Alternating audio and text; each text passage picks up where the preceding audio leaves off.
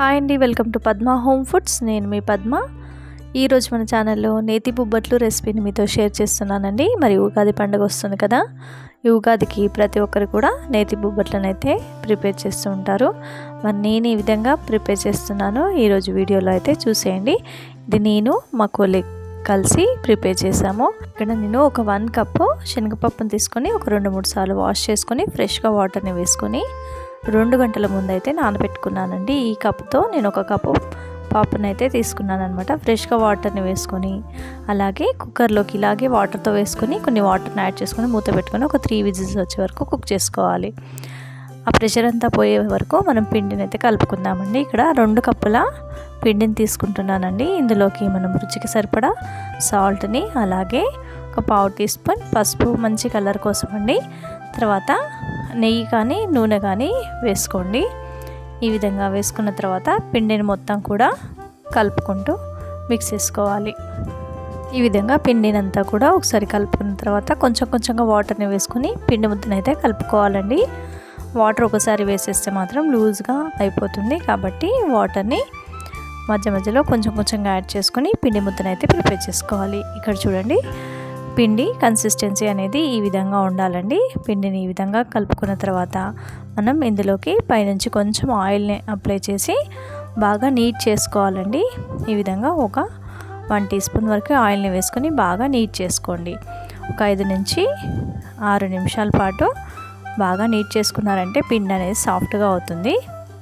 పిండి నానేలోపు stove on చేసుకొని ఒక కడాయి పెట్టుకొని ఒక 1 టేబుల్ స్పూన్ గీ వేసుకోండి. అందులోకి 1.5 కప్పుతోటి బెల్లం తీసుకోండి. బెల్లం తురుముని ఇలా 1.5 బెల్లం అయితే నాకు కరెక్ట్గా స్వీట్నెస్ సరిపోయింది. మీరు 1 కప్పు కూడా యూస్ చేయొచ్చు. స్వీట్ కావాలంటే కొంచెం ఎక్కువగా వేసుకోండి. ఈ విధంగా బెల్లం తురుము వేసుకొని మొత్తం మిక్స్ చేసుకుంటూ కలుపుకుంటూ ఉంటే బెల్లం అనేది మొత్తం మెల్ట్ అవుతూ ఉంటుందండి. ఈ విధంగా మెల్ట్ అయిన తర్వాత ఒక 1 టీ స్పూన్ యాలకుల పొడి వేసుకొని మెల్ట్ చేసుకుంటూ కలుపుకుంటూ ఉండండి. ఈ విధంగా మొత్తం బెల్లం అంతా కూడా కరిగిపోతుందండి. ఈ విధంగా కరిగిన ఈ బెల్లంలోకి మనం ముందుగా పప్పుని ఉడికించుకున్నాం కదండి, అది కొంచెం స్మాష్ లాగా చేసుకోండి. ఈ విధంగా నేను వీడియో అనేది తీయడం మర్చిపోయాను. ఈ విధంగా స్మాష్గా ప్రిపేర్ చేసుకోండి. అంటే మిక్సీ జార్లోనైనా వేసుకోండి, లేదంటే నార్మల్గా ఈ విధంగానైనా చేతితో అయినా స్మాష్ చేసుకోండి, లేదంటే పప్పు దువ్వతోనైనా చేసుకుంటే పప్పు అనేది తొందరగా స్మాష్ అయిపోతుంది. ఈ విధంగా బెల్లంలో వేసుకొని మొత్తం ఈ విధంగా కలుపుకుంటూ ఉంటే మొత్తం పప్పు బెల్లం అంతా మిక్స్ అయిపోతుందండి. ఇందులోకి ఒక 1 టేబుల్ స్పూన్ గీ వేసుకోండి. అలాగే 1 టీ స్పూన్ సోంపు వేసుకుంటే డైజెషన్ అనేది పర్ఫెక్ట్గా అవుతుందండి. ఈ మిశ్రమాన్ని ప్రిపేర్ చేసుకునేటప్పుడు స్టవ్ని లో టు మీడియం ఫ్లేమ్ పెట్టుకొని ప్రిపేర్ చేసుకుంటే అడుగు భాగం అంటుకోకుండా ఉంటుంది. అలాగే పిండి మిశ్రమం కూడా దగ్గర పడిపోతుంది. చూడండి, పిండి మిశ్రమం అనేది కొంచెంగా దగ్గర పడిపోయింది కదండి. ఈ విధంగా మొత్తం దగ్గర పడే వరకు, అంటే ఈ విధంగా మనకు చేతిలో తీసుకొని ముద్దలాగా చేస్తే కరెక్ట్గా ఒక బాల్ లాగా రావాలండి.